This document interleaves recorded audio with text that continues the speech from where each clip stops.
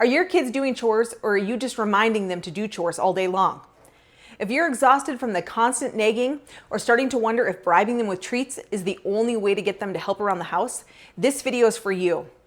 Here's the thing, there's one simple rule we follow in our house that keeps our kids motivated, helps them actually look forward to doing chores, and teaches them real-life money skills in the process. Sounds too good to be true? Stick around, I'm going to show you exactly how we do it. Hi friends, welcome back to Systematic Mama, where we simplify family life one system at a time. This is our final part of our family chore system series.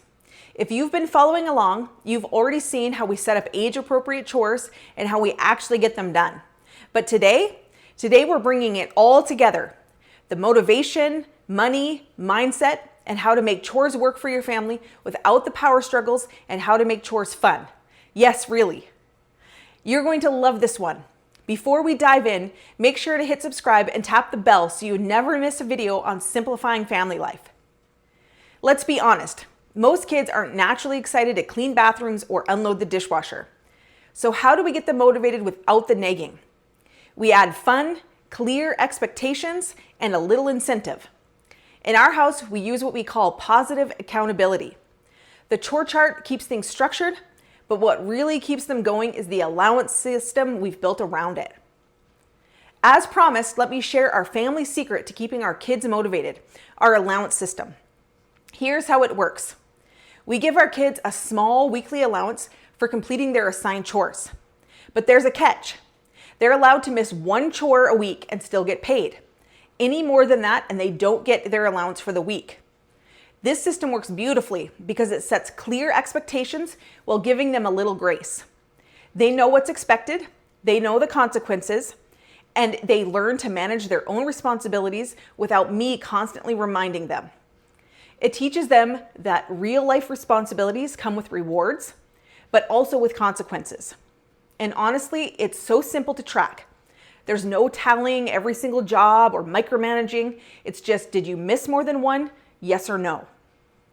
Now, we don't just hand them cash and send them off to the store. Each of our kids has 3 jars: serve, save, and spend.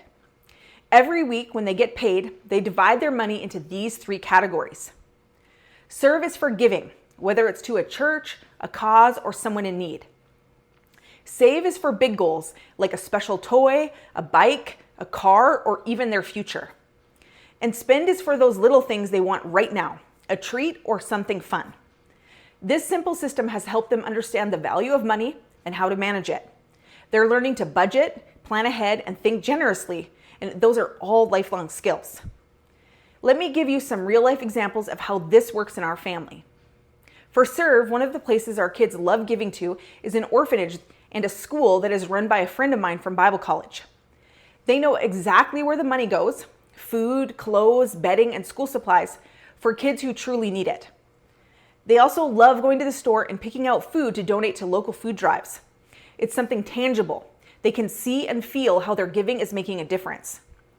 And they also give to church and support special projects, like the time they helped fund a new pool at our camp, knowing it would bless so many other kids. It's not just about dropping coins in a jar, it's action. It builds compassion, responsibility, and the joy that comes from helping others. For Save, this one's big. Over the years, our kids have saved up for all kinds of big goals: musical instruments, bicycles, dirt bikes, and now that some of our kids are getting older, they're saving for vehicles and college. It's amazing to watch them learn the discipline of waiting and planning ahead for what really matters to them. And then there's Spend. This one's always fun. If we're out at an amusement park or a county fair, we cover meals, but when it comes to cotton candy, snow cones, or extra treats, that comes out of their spend jar. They've been doing that since they were little. It means I don't have to say no to every little thing, and it teaches them to budget for what they really want. When the money runs out, they can't buy anymore. And honestly, that's one of the best money lessons they can learn early: how to make wise choices with what they have. And as our kids get older, we added more responsibility.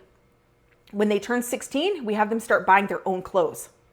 This makes their allowance feel a little more real, because if they skip chores one week and don't get paid, they might be short when they want to buy a new pair of jeans or a special shirt. It's not punishment, it's life training. And if you're finding this helpful so far, go ahead and give this video a thumbs up. It lets me know to keep making content like this, and it helps more moms find these tips so we can support even more families. And then every Sunday night, we have a short family meeting, and I highly recommend this. It's when we go over chore charts, hand out allowance, and talk about the week ahead. I keep cash on hand, bills and coins, so they can physically divide it up into their jars. That tangible experience is so important for young kids. And during our meeting, we also take time to reflect on the week. What went well, what was hard, and what can we do better? It's a calm and judgment-free zone where everyone gets to speak and to be heard. There's no big emotions, no lectures, it's just thoughtful conversation. And it's become one of my favorite parts of the week.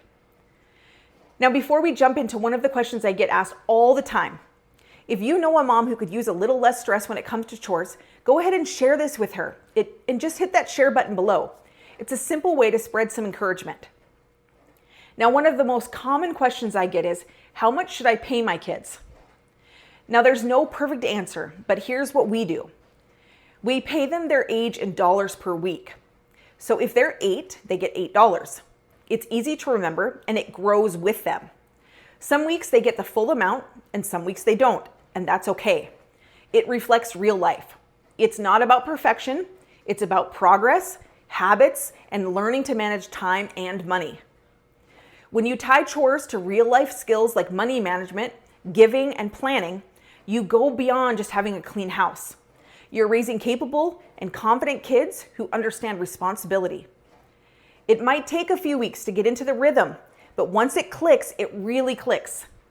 And the best part, then you're not doing it alone anymore. If this whole series has you excited to get your family's chore system running smoothly, but you'd love a shortcut, I've put together a printable kit that includes everything we use. Chore ideas by age, charts you can customize for your family, our zone system, and even our kit of the day chart. It's simple, it's editable, and it'll save you hours. I'll link it below for you. And let me know in the comments, what's one thing that helps chores run more smoothly in your home? I'd love to hear what's working for you. And your ideas might just inspire another mom in this community. If you made it all the way to the end, drop me a money bag emoji in the comments so that I know you're here and part of the community. Remember, simplifying family life is a journey. Let's take it one system at a time together. You're doing amazing, and I'm cheering for you every step of the way. If you haven't watched the first 2 parts of this series, I'll link them right here. They walk you through the full system from start to finish. Until next time, keep thriving.